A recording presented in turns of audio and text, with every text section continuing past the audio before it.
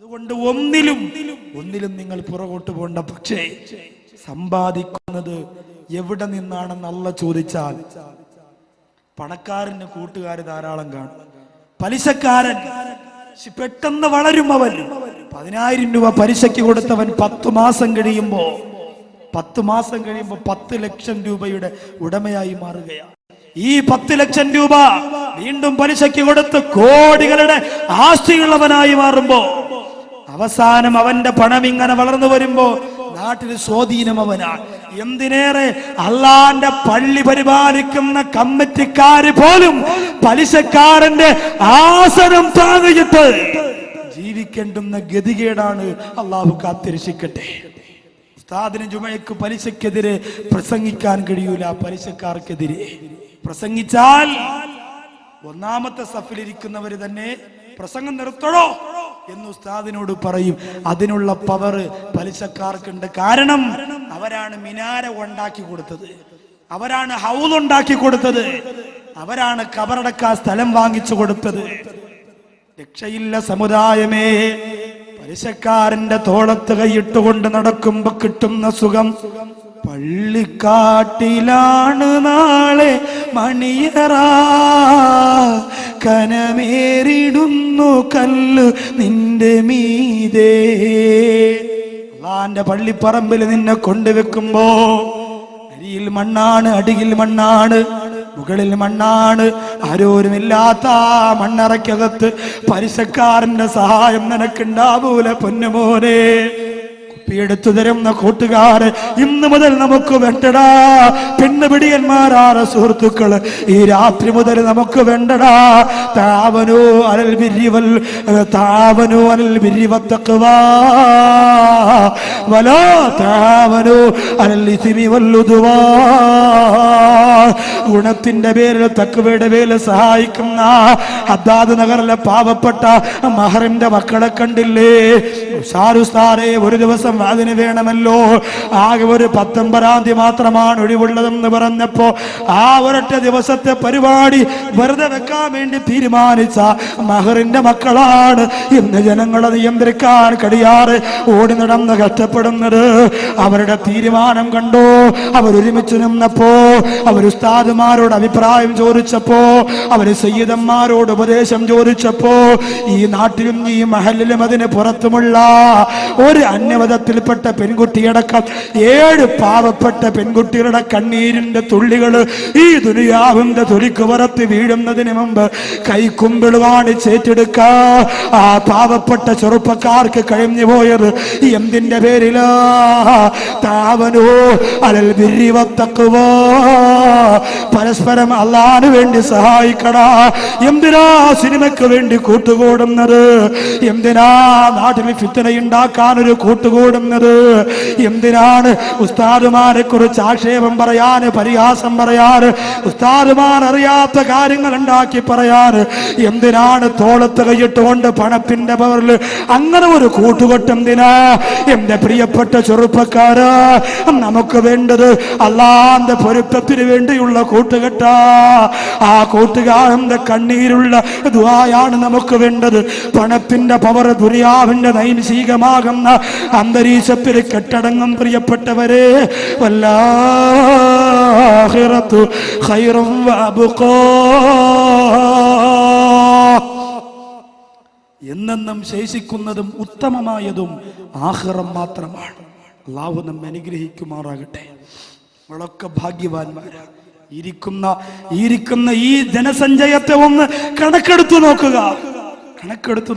15 വയസ്സ് മുതൽ 35 വയസ്സിന്റെ അകത്തുള്ള ആയിരക്കണക്കിന് ചെറുപ്പക്കാർ ഈ സദസ്സിലും ഈ പരിസരങ്ങളിലും നിറഞ്ഞു കവിഞ്ഞിട്ടുണ്ട്. ഇവരെ നമുക്ക് പിശാചിന്റെ ചവിട്ടിത്തേക്കാൾ വിട്ടുകൊടുക്കാൻ പറ്റോ? എന്റെ പ്രിയപ്പെട്ടവരെ, ഇവരെ നമുക്ക് അല്ലാഹുവിന്റെ ദീൻ പൊളിക്കുന്നവരാക്കി മാറ്റണോ? ഇവരെ നമുക്ക് അല്ലാഹുവിന്റെ റസൂലിനെ ചവിട്ടിത്തേക്കുന്നവരാക്കി മാറ്റണോ? വേണ്ട. ഇവരെ നമുക്ക് അല്ലാഹുവിന്റെ മക്കളാക്കി മാറ്റാൻ, നമ്മുടെ സമുദായത്തിനൊരു ആവശ്യം വരുമ്പോൾ ഒരുമിച്ച് നിൽക്കുന്നവരാക്കി മാറ്റാൻ നമുക്ക് സാധിക്കണം. അതുകൊണ്ട് എവിടെ നിന്ന് പണം സമ്പാദിക്കുന്നു എന്നത് വളരെ കറണ്ടായിട്ട് കണക്കാക്കേണ്ട കാര്യമാണ്. പലിശയിലൂടെയുള്ള സമ്പാദ്യം നമുക്ക് വേണ്ട. കള്ള് കച്ചവടത്തിലൂടെയുള്ള പണം നമുക്ക് വേണ്ട. സഹോദരിമാരെ, ഭർത്താവ് ഗൾഫിൽ നിന്ന് ഫോൺ വിളിക്കുമ്പോ എല്ലാം ഇങ്ങനെ വാരിക്കൊണ്ട് വഞ്ചിച്ചുകൊണ്ട് കൊണ്ടുവരാൻ പറയുന്ന സ്വഭാവം എന്റെ സഹോദരിമാർക്കുണ്ടത് വേണ്ട. അതൊക്കെ മാറ്റിവെച്ചുകൊണ്ട് ഉള്ളത് മതി. പൊരുത്തത്തോടെ അല്ലാഹു തരുന്ന ബറക്കത്തുണ്ടല്ലോ, അല്ലാഹു തരുന്ന ബറക്കത്ത് വളരെ വിശാലമാണ്.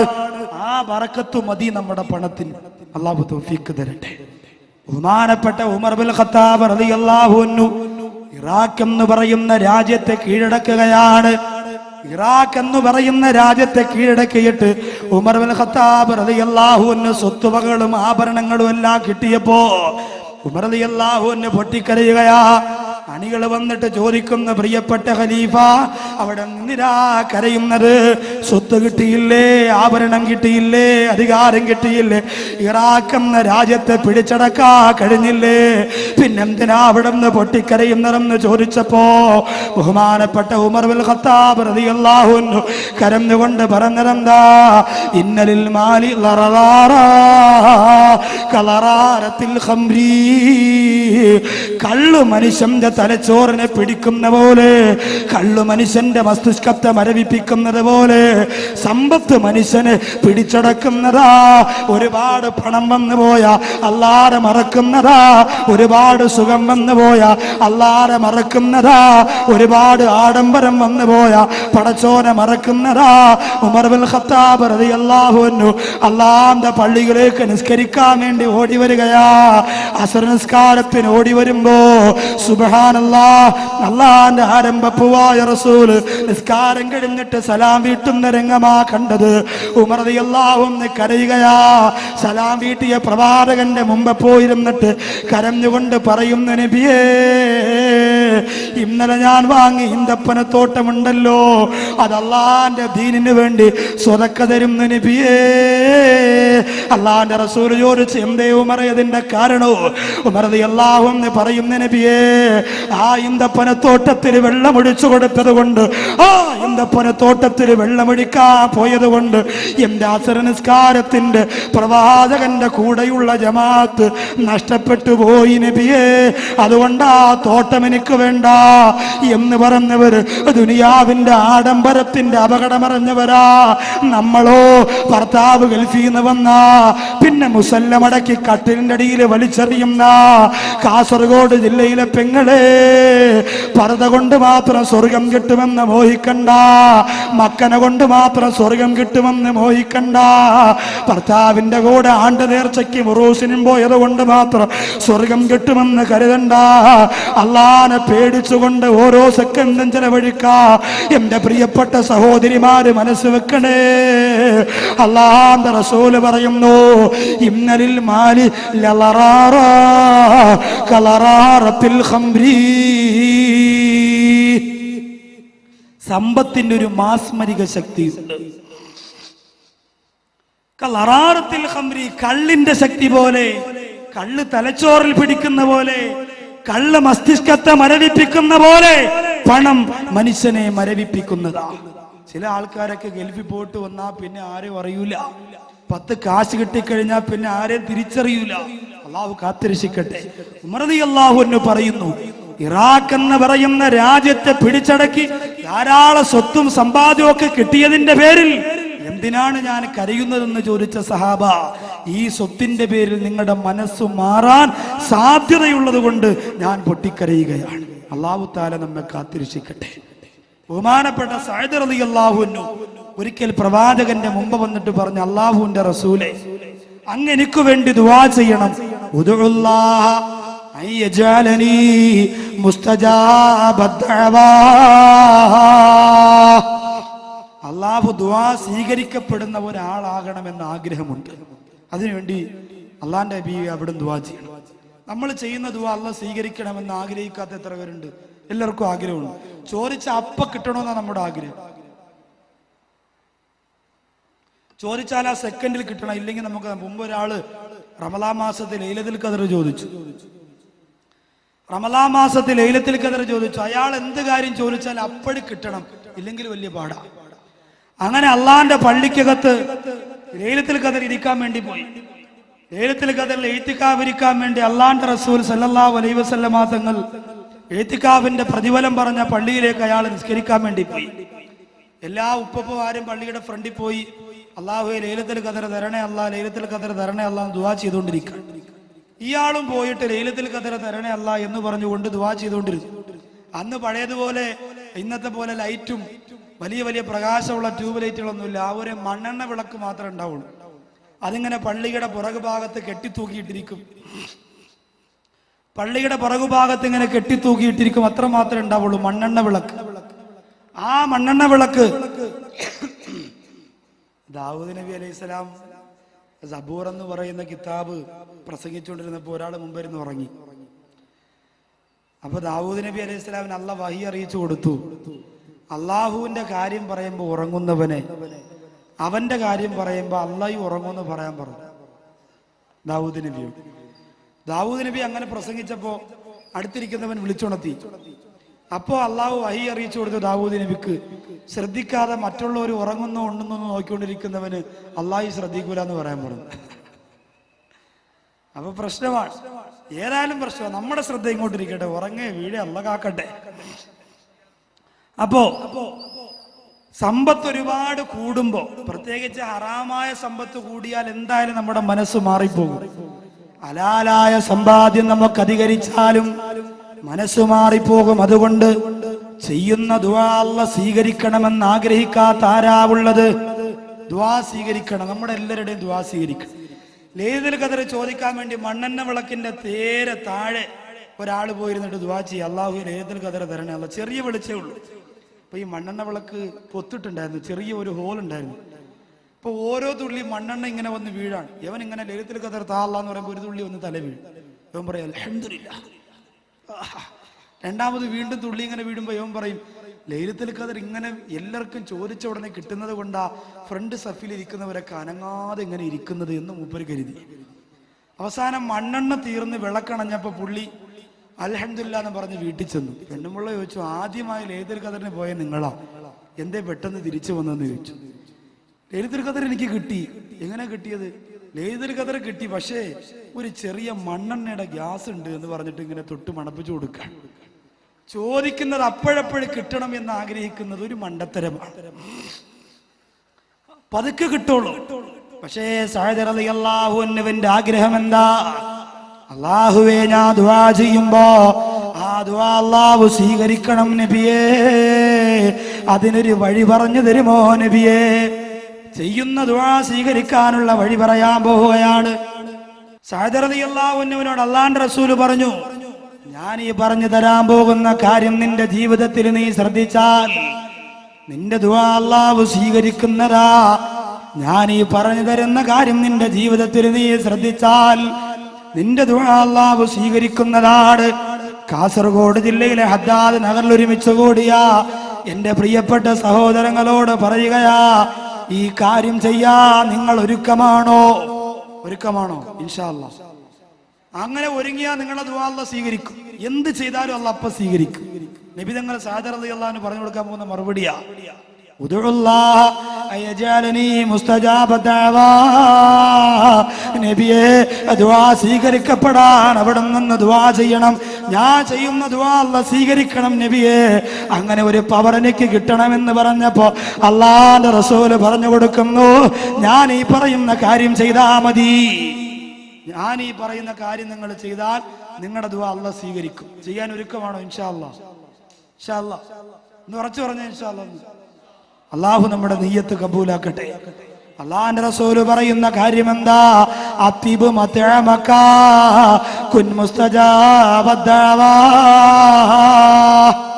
അത്തിബ് മതഅമക, നിന്റെ ഭക്ഷണത്തെ നീ നന്നാക്കുക എന്ന് പറഞ്ഞാൽ വലിയ ഗ്ലാമർ വരുത്തുക എന്നല്ല. ഗ്ലാമർ എന്ന് പറഞ്ഞാൽ കാസർഗോഡ് കണ്ണൂർ ജില്ലയുടെ ഭക്ഷണത്തിന് വല്ലാത്ത ഗ്ലാമറല്ലേ.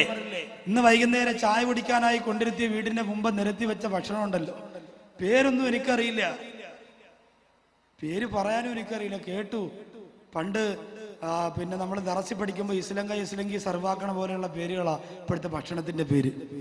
എല്ലാം പല മോഡലാണ്. ഇന്ത്യയിലെ പടത്തിന്റെ മോഡലിലുള്ളതുണ്ട്, ഫുട്ബോൾ പോലെ ഇരിക്കുന്നതുണ്ട്, ക്രിക്കറ്റ് ബാറ്റ് പോലെ ഇരിക്കുന്നതുണ്ട്. ഇതിനൊക്കെ പ്രത്യേകിച്ച് ഓരോ പേരുകളുണ്ട്. കാണാൻ നല്ല ഭംഗിയാ. പിന്നുണ്ടല്ലോ മുട്ട ഇങ്ങനെ എടുത്തിട്ട് നേർ പകുതിയായി രണ്ടാക്കി മുറിച്ചിട്ട് അതിന്റെ മുകളിൽ ചെറിയ ഉള്ളി, ചെറിയ മുളക്, ചെറിയ ഉപ്പ്, ചെറിയ എന്തൊക്കെ ഇട്ടിട്ട് ഇങ്ങനെ നല്ല ഗ്ലാമറിൽ വെച്ചിരിക്കുക. കണ്ടാൽ നോമ്പുള്ളവൻ വരെ എടുത്ത് കഴിച്ചു പോകും, അത്രയ്ക്ക് ഭംഗിയാണ്. അപ്പോ അത്തീബ് മത്തേമൊക്കെ ആ ഭക്ഷണം ഭംഗിയാക്കാൻ പറഞ്ഞാൽ കറങ്ങുന്ന കോഴിയുടെ ഭംഗിയല്ല പറഞ്ഞത്, ഷവർമ്മയുടെ ഭംഗിയല്ല പറഞ്ഞത്, സാൻഡ്വിച്ചിന്റെ ഭംഗിയല്ല പറഞ്ഞത്, ജ്യൂസ് ഒഴിച്ചു കൊടുക്കുന്ന ക്ലാസിന്റെ ഭംഗിയല്ല പറഞ്ഞത്. പിന്നെ അല്ലാഹുവിന്റെ റസൂല് പറഞ്ഞതെന്താ? അത്തിബ് മത്തഅമക, നിന്റെ ഭക്ഷണം ഹലാലായതായ കുൻ മുസ്തജാബദ്ദഅവ,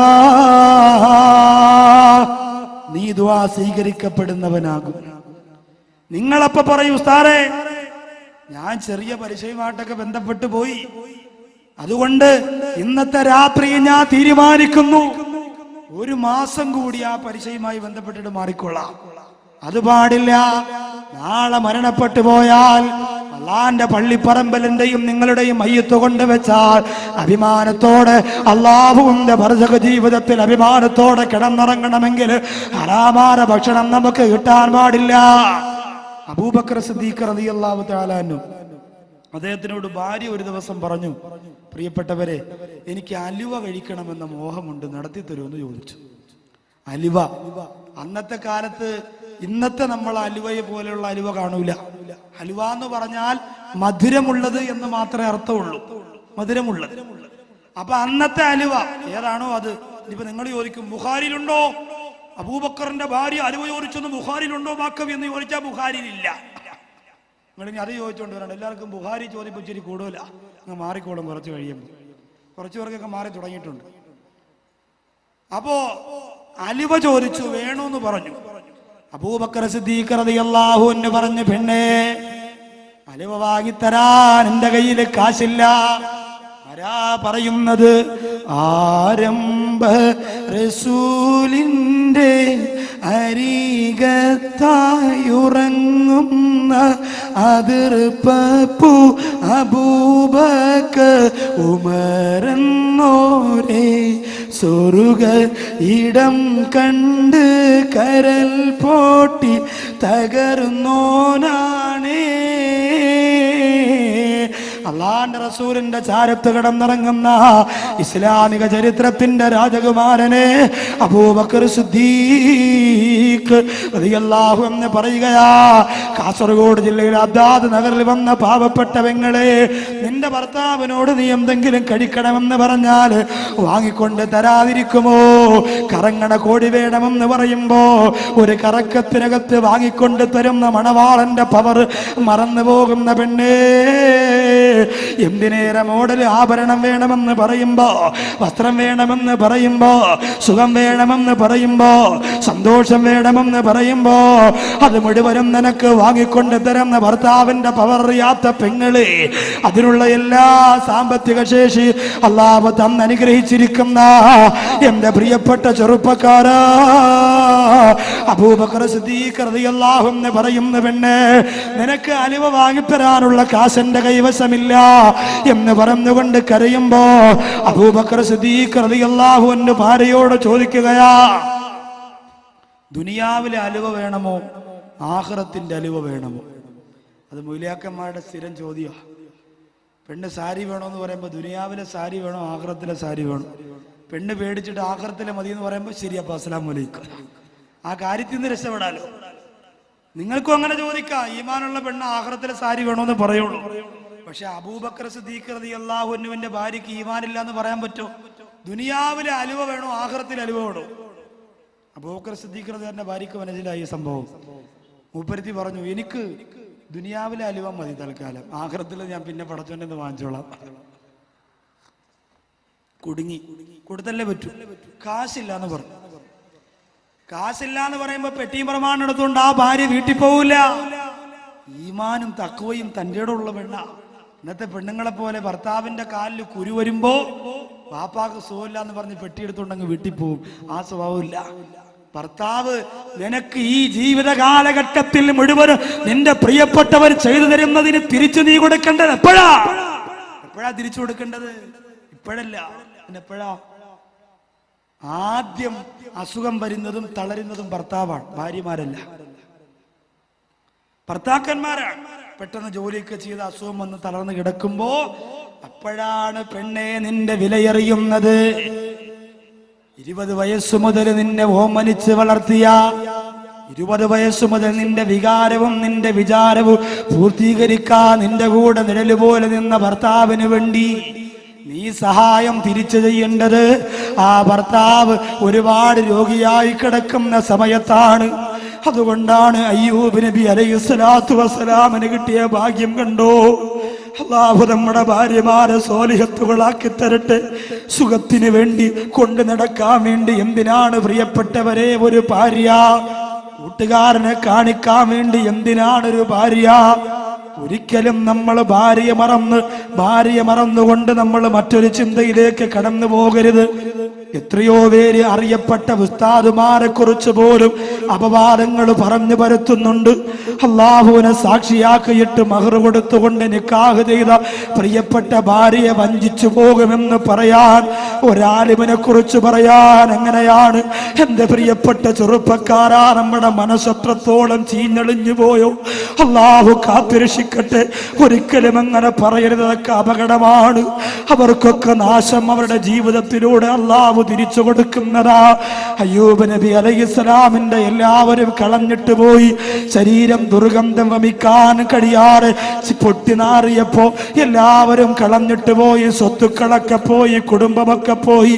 അവസാനമതാ ആ ശരീരത്തിൽ നിന്ന് ചീഞ്ചലം പൊട്ടി ആ ശരീരത്തെ വെള്ളം ചൂടാക്കിയിട്ട് ശരീരത്തിൽ വെച്ചു കൊടുക്കുന്ന, ശരീരം തടവിക്കൊടുക്കുന്ന, ആ ശരീരത്തിന് പോലും അറപ്പുകൂടാതെ കവിളത്ത് മുത്തം കൊടുക്കുന്ന ഒരു ഭാര്യ, ആ ഭാര്യയായിരുന്നു അയ്യൂബ് നബി അലൈഹിസ്സലാമിന്റെ ഭാര്യ. കാസർഗോഡ് ജില്ലയിൽ വന്ന എന്റെ പ്രിയപ്പെട്ട ചെറുപ്പക്കാരന്റെ ഭാര്യമാര്, അല്ലാഹുവേ നീ എങ്ങനെയാക്കണേ തമ്പുരാനെ. അപ്പോഴാണ് ആവശ്യമുള്ളത്, ആ സമയത്താണ് ആവശ്യമുള്ളത്. അതുകൊണ്ട് പെട്ടെന്ന് തന്നെ അലിവ കൊടുക്കൂലാന്ന് പറയുമ്പോ പെട്ടിയും പ്രമാണവും എടുത്തുകൊണ്ട് ഇറങ്ങിപ്പോകുന്ന സ്വഭാവക്കാരി ആയിരുന്നില്ല അബൂബക്കർ സിദ്ദീഖ് റളിയല്ലാഹു അൻഹുവിന്റെ ഭാര്യ. ക്ഷമയോടുകൂടി കാത്തിരുന്നു. 2 മാസം കഴിഞ്ഞപ്പോ അബൂബക്കർ സിദ്ദീഖ് റളിയല്ലാഹു അൻഹു ഒരു ദിവസം വീട്ടിൽ വന്നപ്പോ മുമ്പിൽ ഒരു പാത്രത്തിൽ അലുവ കൊണ്ട് വെച്ചു കൊടുത്തു. അബൂബക്കർ സിദ്ദീഖ് റളിയല്ലാഹു അൻഹു ചോദിച്ചു, ഇത് എവിടെന്നാ? അത് ചോദിക്കണ്ടേ? എവിടെന്നാണ് ചോദിക്കണ്ടേ? ഭാര്യ തരണത് മുഴുവനും വാരി കയറ്റിയിട്ടാണ് ഹറാമൊക്കെ ചെയ്യാൻ തോന്നുന്നത്. ചോദിക്കണം എവിടെന്നാ? അപ്പുറത്തെ വീട്ടിലെ കോഴിയെ പിടിച്ച് കതവിന്റെ ഇടയിൽ വെച്ച് പൊരിച്ചിഞ്ഞ് തരും. ഭർത്താവ് പറയും, ഓ പെമ്പറന്നൂത്തി എന്ന് പറഞ്ഞ എന്തെന്നറിയില്ല ഉസ്താദ്, ഇപ്പൊ സ്നേഹം കൂടി വരിക, സുബൈദയുടെ കോഴി കുറഞ്ഞു വരിക. അങ്ങനെ കൂടിയിട്ട് കാര്യമില്ല. അങ്ങനെ കൂടിയിട്ട് എന്താ? അപ്പൊ അതുകൊണ്ട് എന്റെ പ്രിയപ്പെട്ടവരോട് പറയാ, ചോദിക്കണം ഇതെവിടെ നിന്നാ? മക്കള് സ്കൂളിൽ പോയിട്ട് വന്നപ്പോ ഒരു ഐസ്ക്രീം കുടിച്ചോണ്ട് വരുന്നു, മോനെ ഇത് എവിടുന്നാ? ഇന്നത്തെ ചെറുപ്പക്കാർക്ക് ഒരു സ്വഭാവമുണ്ട്, സ്കൂളിൽ പോയിട്ട് തിരിച്ചു വരാനുള്ള വണ്ടിക്കൂലി വാപ്പ കൊടുത്തേക്കും. എന്നാലും ആ വണ്ടിക്കൂലിക്ക് കാമുകിക്ക് മിസ് കോൾ അടിക്കാൻ വേണ്ടി റീചാർജ് കൂപ്പൺ വാങ്ങിച്ചു കൊടുത്തിട്ട് വഴിയിൽ നിന്നിട്ട് വണ്ടി പോണവരൊക്കെ കൈ കാണിച്ചിട്ട് ലിഫ്റ്റ് തരുമോ? ഇത് ആട്ടിയുടെ കുറവാ. ഒരു വാപ്പായി വണ്ടിക്കൂലിക്ക് കാശ് കൊടുക്കാതെ മക്കളെ പഠിക്കാൻ വിടൂല. ഇതൊക്കെ കൊണ്ടുപോയി കാമുകിയാർക്ക് ചാർജ് ചെയ്ത് കൊടുക്കും. ഇവിടെ റോട്ടി ഇറങ്ങി നിന്നിട്ട് വണ്ടി പോകുമ്പോ അങ്ങനെ കാണിക്കലുണ്ട്. ഗിഫ്റ്റ് ചോദിക്കണം എങ്ങനെയാന്നോ? എങ്ങനെ എനിക്കറിയില്ല, എങ്ങനെയാണെന്ന് തോന്നുന്നു എന്റെ ചോദ്യം. അപ്പോ എവിടെന്നാന്ന് ചോദിക്കണം. അബൂബക്കർ സിദ്ദീഖ് റളിയല്ലാഹു അൻഹുവിന്റെ ഭാര്യയോട് ചോദിച്ചത് എവിടെന്നാ? മഹദി പറഞ്ഞു, അബൂബക്കറേ അങ്ങ് ഓരോ ദിവസവും എനിക്ക് ചിലവിന് തന്നുകൊണ്ടിരുന്ന കാശുണ്ടല്ലോ, ആ കാശ് ഇന്നത്തെ പെണ്ണുങ്ങൾ ചിലവ് കാശ് എന്ന് മനോരമ ആഴ്ച പതിവ് വാങ്ങാൻ വേണ്ടി മാറ്റി വെക്കണ പോലെ അലുവയ്ക്ക് വേണ്ടി മാറ്റിവെച്ചു. ചിലവിന് കുറച്ച് കാശ് എടുത്തിട്ട് ബാക്കിയുള്ള കാശ് മാറ്റിവെച്ചു. മാറ്റിവെച്ച് അത് കൂട്ടിവെച്ചിട്ട് ഞാൻ അലുവ വാങ്ങിയതാണെന്ന് പറഞ്ഞപ്പോ അബൂബക്കർ സിദ്ദീഖ് റളിയല്ലാഹു അൻഹു കണ്ണീരോടെ പറയുന്നു, അല്ലാഹുവേ എനിക്ക് പുറത്തു തരണേ അല്ലാ, എന്റെ ഭാര്യക്ക് ഞാൻ ഇന്നലെ വരെ ചിലവിന് കൊടുത്തത് കൂടിപ്പോയി തമ്പുരാനെ, അതുകൊണ്ടല്ലേ അവൾ അലുവയ്ക്ക് വേണ്ടി കാശ് മാറ്റിയത്, അതുകൊണ്ട് ഇന്ന് മുതൽ ഞാൻ അത്രയും കാശ് കൊടുക്കൂല അല്ലാ. കൂടുതൽ ചിലവിന് കൊടുത്താൽ അതുപോലും അല്ലാഹ് ചോദ്യം ചെയ്യുമെന്ന് പഠിപ്പിച്ച അബൂബക്കർ സിദ്ദീഖ് റളിയല്ലാഹു അൻഹു അണികളാ ഞാൻ നിങ്ങളും. അല്ലാഹു തആല എനിക്ക് വളരെ വളരെ സന്തോഷം തോന്നി. വെറുതെ ഒരു പരിപാടി വെക്കലായിരുന്നു ആദ്യത്തെ ഇവരുടെ ഉദ്ദേശം. പക്ഷെ ഇപ്പോൾ ആലോചിച്ച് തീരുമാനിച്ച് 7 പെൺമക്കൾക്കൊരു സഹായം. എത്ര പറഞ്ഞാലാണ് മതി വരിക. അള്ളാഹു പടച്ചതം വരിക. മണവറയിലിട്ട് ഒരു ഭർത്താവിന്റെ കഫൻ ഞാൻ പൊതിഞ്ഞിട്ടുണ്ട്, മണവറയ്ക്കകത്തിട്ട്. കഥ നിങ്ങളോട് ഞാൻ പറയുന്നുണ്ട്. അല്ലാഹു തആല നമ്മുടെ മക്കളെ ആരുടെയും മുന്നിൽ പോയി കൈനീട്ടാതെ, മക്കൾക്ക് വേണ്ടി ആരുടെയും മുന്നിൽ പോയി കൈനീട്ടാതെ ജീവിക്കാനുള്ള സാമ്പത്തികം അല്ലാഹു നമുക്ക് തരട്ടെ. അതിനുവേണ്ടി നെയ്യത്ത് ചെയ്തുകൊണ്ട് ഇന്നത്തെ ബക്കറ്റ് കളക്ഷൻ 1-2 രൂപയൊന്നും പോരാ, കാര്യമായി തുക ഇടണം. എൻ്റെ കയ്യിലുള്ള ഒരു തുക എൻ്റെ അരുമ മക്കൾക്ക്, അവർക്ക് വേണ്ടി വേറൊരാളുടെ മുന്നേ പോയി എൻ്റെ സുഖമില്ലാതെ കിടക്കാൻ, എൻ്റെ മക്കൾ പട്ടിണിയാണ് എന്ന് പറഞ്ഞ് കൈനീട്ടുന്ന ഗതികേട് വരല്ലേ അല്ലാ എന്ന് നിയ്യത്ത് ചെയ്തുകൊണ്ട് ഞാൻ സ്വതക്ക ചെയ്യുന്ന പോലെ അവരവരുടെ മക്കൾക്ക് വേണ്ടി, കുടുംബജീവിതത്തിന്റെ ഐശ്വര്യത്തിന് വേണ്ടി, ബറക്കത്തിന് വേണ്ടി നിയ്യത്ത് ചെയ്ത് നിങ്ങളും സ്വതക്ക ചെയ്യുക. ചെറുതാവണ്ട, തീരെ ചെറുതാവണ്ട. അല്ലാഹു അല്ലേ തരുന്നത്, പണം തരുന്നത് അല്ലാഹുവാ. അല്ലാഹ് ഉദ്ദേശിക്കുമ്പോൾ തിരിച്ചെടുക്കും. ഒരു പൊന്നുമോനും കൊടുക്കാതിരിക്കാൻ പറ്റൂല. സല്ലല്ലാഹു അലാ മുഹമ്മദ്, സല്ലല്ലാഹു അലാ മുഹമ്മദ്.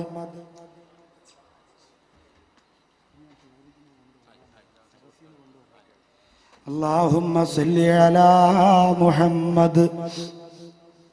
അല്ലാഹുവേ, കരുണക്കടലായ രാജസയ്യിദായ പടച്ചവനെ, 7 പാവപ്പെട്ട മക്കളുടെ കല്യാണത്തിന് വേണ്ടി ഈ ബക്കറ്റ് മുമ്പിലൂടെ കൊണ്ടുപോകുമ്പോ 100ഉം 500ഉം 1000ഉം രൂപയായി മുഖം നോക്കാതെ ആരെല്ലാം സ്വതക്ക ചെയ്യുന്നുവോ അവരെ നീ അനുഗ്രഹിക്കണേ അല്ലാ, അവരെ അനുഗ്രഹിക്കണേ അല്ലാ. അവിടെ സമ്പത്ത് അധികരിപ്പിക്കണേ അല്ലാ, അവിടെ വിഷമങ്ങളെ മാറ്റിക്കൊടുക്കണേ അല്ലാ. പടച്ചവനെ, അവരുടെ മക്കൾക്ക് വേണ്ടി ഒരിക്കലും മറ്റൊരാളുടെ മുന്നിൽ പോയി കൈനീട്ടുന്ന ഒരവസ്ഥ നീ കൊടുക്കല്ല റഹ്മാനെ. എല്ലാവിധ സാമ്പത്തിക പ്രയാസത്തിൽ നിന്ന് അവരെ നീ കാത്തുരക്ഷിക്കണേ അല്ലാ. അപ്പൊ അതിന് പോലും അല്ലാഹുവിന്റെ അടുത്ത് ചോദ്യമുണ്ട് എന്ന് മനസ്സിലാക്കി സാമ്പത്തിക വിഷയത്തിൽ സൂക്ഷ്മത പാലിച്ചു പോയെങ്കിൽ, ബഹുമാനമുള്ളവരെ, ഒരിക്കൽ അല്ലാഹുവിന്റെ ഹബീബ് സല്ലല്ലാഹു അലൈഹി വസല്ലമ തങ്ങൾ ബഹുമാനപ്പെട്ട മിസ്അബ് ബിൻ ഉമൈർ റളിയല്ലാഹു അൻഹുവിനെ കാണുകയാണ്. അലി റളിയല്ലാഹു അൻഹു പറയുന്നു, അല്ലാഹുവിന്റെ റസൂലിന്റെ അടുത്ത് ഞങ്ങൾ ഇരിക്കുമ്പോ മിസ്അബ് ബിൻ ഉമൈർ റളിയല്ലാഹു അൻഹു കടന്നു വരികയാണ്. മിസ്അബ് ബിൻ ഉമൈർ റളിയല്ലാഹു തആല അൻഹുവിന്റെ ശരീരം വമാ ബിഹാ അറഖുല്ലാ വലാ അഹ്സനു ലിമ്മത്തൻ മിൻകാ. ആ മിസ്അബിന്റെ ശരീരം കണ്ട് പ്രവാചകൻ പറയുകയാ, മിസ്അബ് റളിയല്ലാഹു അൻഹുവിന്റെ ശരീരത്തിൽ തുന്നിച്ചേർത്തിരിക്കപ്പെടുന്ന വസ്ത്രം കണ്ടപ്പോ, മിസ്അബ് റളിയല്ലാഹു അൻഹുവിന്റെ ശരീരത്തില് കണ്ടം വെച്ച തുണി കൊണ്ട് കോട്ട് വെച്ചിട്ടുകൊണ്ട് വരുന്നത് കണ്ടപ്പോ അല്ലാഹുവിന്റെ റസൂൽ പറയുന്നു, മിസ്അബേ, നിന്നെ പോലെ വിലപിടിപ്പുള്ള വസ്ത്രം ധരിച്ചിരുന്നവര് മക്കയിൽ ഉണ്ടായിരുന്നില്ല മിസ്അബേ. നിന്നെ പോലെ വിലപിടിപ്പുള്ള ആഭരണങ്ങൾ, നിന്നെ പോലെ വിലപിടിപ്പുള്ള സുഗന്ധം പൂശിയിരുന്നവര് ഈ മക്കയിലില്ലായിരുന്നു മിസ്അബേ. എന്നിട്ട് നിനക്കിപ്പോൾ ഈ അവസ്ഥ വന്നു പോയല്ലോ എന്ന് പറഞ്ഞുകൊണ്ട് അള്ളാന്റെ ഹബീബിന്റെ കണ്ണ് നിറഞ്ഞൊഴുകി പോരെങ്കിൽ അവരൊക്കെ അള്ളാന്റെ പരലോകത്തിന് വേണ്ടി ജീവിച്ചവരാ, അവരൊക്കെ ആഖിറത്തിന് വേണ്ടി കറ്റപ്പെട്ടവരാ. എന്റെ പ്രിയപ്പെട്ട ഹദ്ദാദകൾ ഒരുമിച്ച് കൂടിയാ പ്രിയപ്പെട്ട സഹോദരങ്ങളോട്, സഹോദരിമാരോട് കണ്ണുനീരോടുകൂടി ഒരു ഒരു സംഭവം ഞാൻ പറയുകയാ. 7 പെൺമക്കളുടെ കല്യാണത്തിന് വേണ്ടി പണം ചെലവഴിക്കുന്ന, ചോദിക്കാതെ തന്നെ സ്വർണം കൊടുത്തേക്കുന്ന, ആവേശത്തോടെ അടുത്ത വർഷം ഒരു പെൺകുട്ടിയെ, അടുത്ത പെൺകുട്ടിയെ ഞാൻ അതിനുള്ള സൗകര്യങ്ങൾ ചെയ്തു കൊള്ളാമെന്ന് ആവേശത്തോടെ വാക്ക് പറയുന്ന പ്രിയപ്പെട്ട മുസ്ലിമേ, എന്റെ നാടിനടുത്ത് കിളിമാനൂർ എന്ന് പറയുന്ന ഒരു സ്ഥലമുണ്ട്. ആ സ്ഥലത്തൊരു വിവാഹം കഴിഞ്ഞ മണവറ. ആ മണിയറയുടെ കളർ കടലാസുകൾ മാറ്റിയിട്ടില്ല, പൂക്കൾ മാറ്റിയിട്ടില്ല, മണിയറയുടെ മനോഹാരിത നഷ്ടം വന്നിട്ടില്ല. അവിടെയാണ് ഒരു മരണം നടന്നത്. ഈ വിനീതനാണ് പൊതിയാൻ വേണ്ടി പോയത്.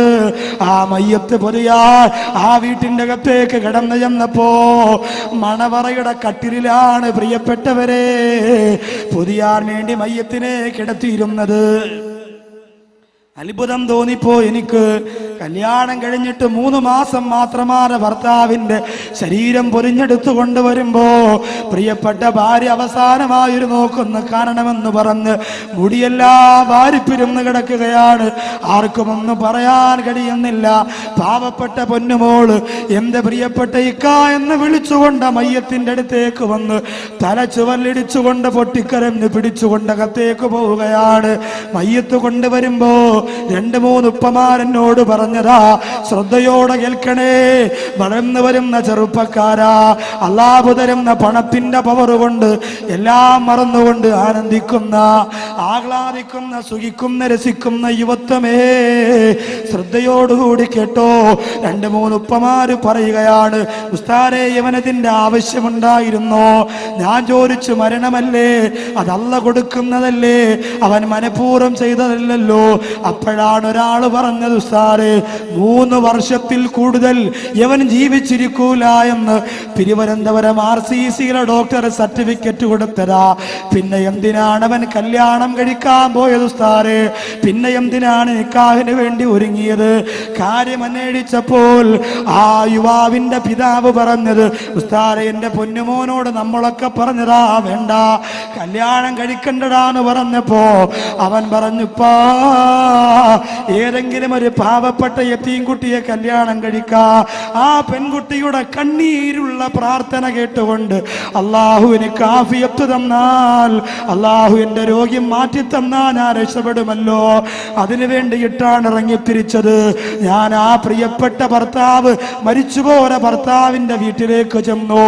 ഭാര്യയെ ഇറങ്ങി വന്ന് വെളിയിലേക്ക് ആ പെണ്ണിനോട് ചോദിച്ചു, സുന്ദരിയായ പെൺകുട്ടിയാണ്, പാവപ്പെട്ട 16-17 വയസ്സിനകത്ത് പ്രായമുള്ള പെണ്ണാണ്.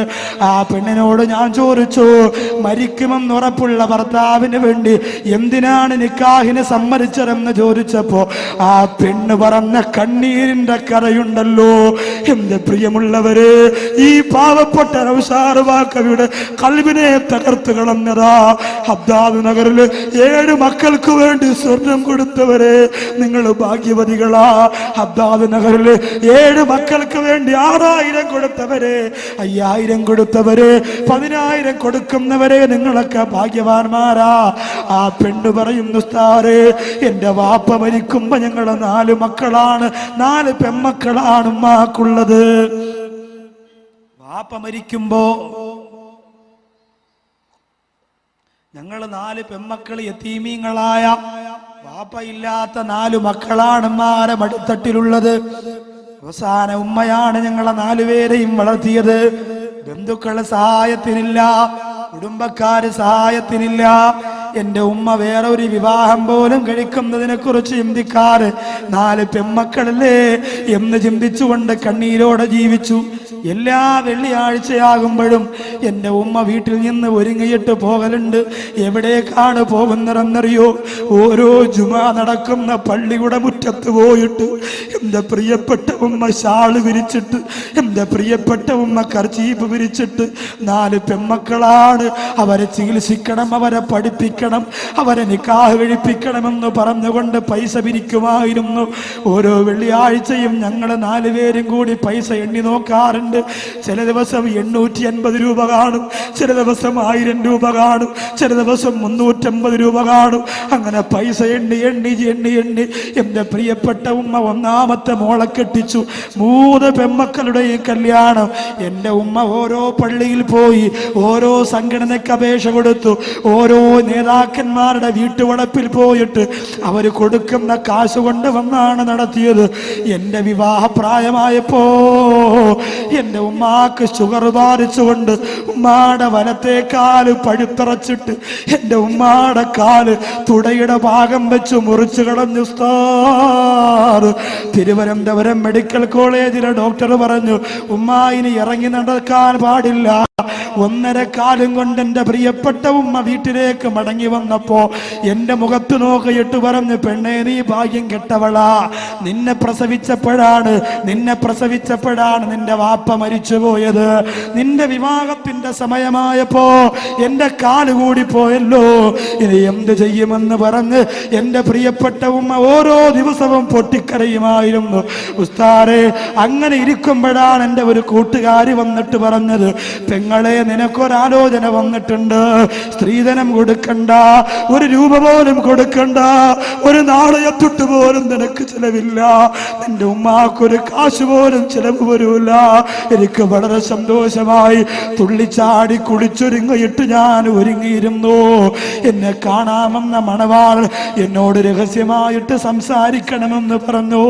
എന്നിട്ട് അയാൾ എന്നെ മാറ്റി വിളിച്ചുകൊണ്ട് പറഞ്ഞു, പെണ്ണേ 3 വർഷത്തിൽ കൂടുതൽ ഞാൻ ജീവിച്ചിരിക്കൂല എന്ന് തിരുവനന്തപുരം RCCയിലെ ഡോക്ടർ പറഞ്ഞിട്ടുണ്ട്. 3 വർഷത്തിൽ കൂടുതൽ ഞാൻ ജീവിച്ചിരിക്കൂല എന്ന് പറഞ്ഞിട്ടുണ്ട്. അതുകൊണ്ട് അതിന് സമ്മതമാണെങ്കിൽ മാത്രമേ നീ നിക്കാഹിന് സമ്മതിക്കാവൂ എന്ന് പറഞ്ഞപ്പോ എൻ്റെ ഉമ്മാട് കണ്ണീര് സഹിക്കാനാകാറ്. എൻ്റെ ജീവിതത്തിന്റെ സുഖം ഞാൻ മറന്നുപോയി, എൻ്റെ ജീവിതത്തിന്റെ സങ്കടം ഞാൻ മറന്നുപോയി, എൻ്റെ ജീവിതത്തിന്റെ ആഹ്ലാദം ഞാൻ മറന്നുപോയി. വാപ്പയില്ലാത്തവളായി പോയില്ലേ, അനാഥ പെൺകുട്ടിയായി പോയില്ലേ. അതുകൊണ്ട് ഞാനിനി എൻ്റെ വിധിയാണെന്ന് പറഞ്ഞ് സമാധാനിച്ചിട്ട് ഞാൻ എൻ്റെ പ്രിയപ്പെട്ടവനോട് പറഞ്ഞത്, ആരോടും പറയല്ല, എൻ്റെ ഉമ്മയോടും എൻ്റെ ബന്ധുക്കളോടും ആരോടും പറയരുത്, എൻ്റെ ഉമ്മയറിഞ്ഞാൽ വിവാഹത്തിന് സമ്മതിക്കൂല എന്ന് പറഞ്ഞുകൊണ്ടാണ് നിക്കാഹിന് ഞാൻ സമ്മതിച്ചത്.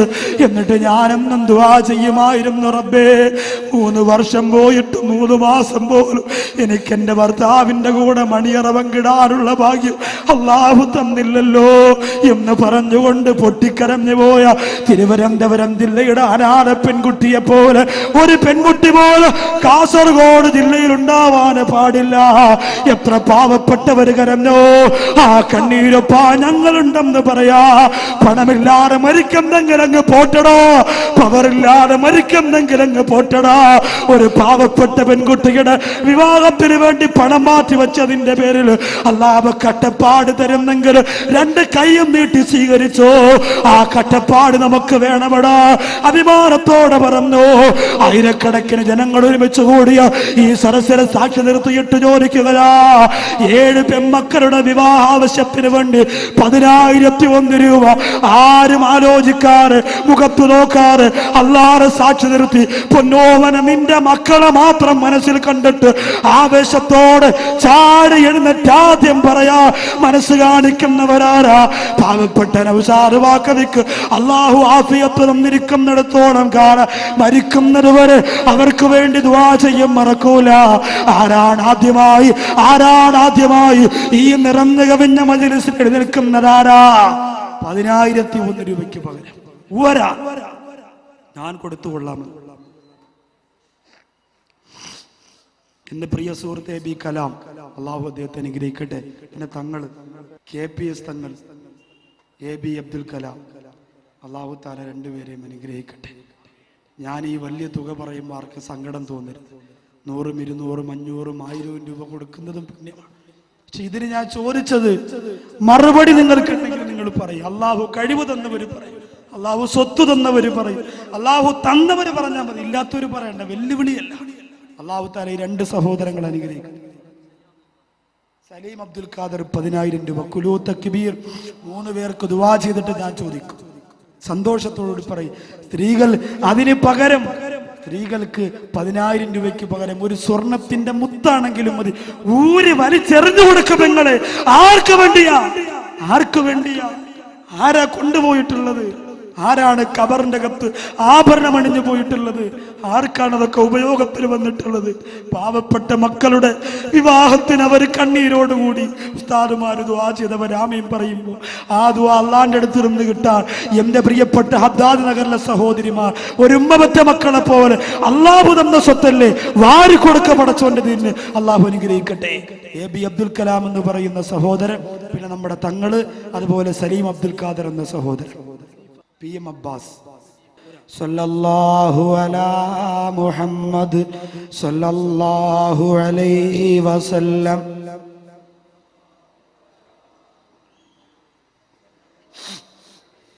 അല്ലാഹുവേ, കരുണക്കടലായ രാജസയ്യിദായ പടച്ചവനെ, ഇത്രയും ജനങ്ങളിൽ എല്ലാവരെയും നീ മോശക്കാരാക്കൂലെന്ന് ഞങ്ങൾക്കറിയാം. ഇതിൽ മുത്തഅല്ലിമീങ്ങളുണ്ട്, ഉസ്താദുമാരുണ്ട്, സയ്യിദന്മാരുണ്ട്, തങ്ങന്മാരുണ്ട്, തഹജ്ജുദ് പോലും മുടക്കാത്തവരുണ്ട് റബ്ബേ. അതുകൊണ്ട് അവരിൽ ഒരാളുടെ ആമീനെ പരിഗണിച്ചുകൊണ്ട് കലാമെന്ന് പറയുന്ന എൻ്റെ പ്രിയപ്പെട്ട സഹോദരൻ, അതുപോലെ പ്രിയപ്പെട്ട സുഹൃത്തായ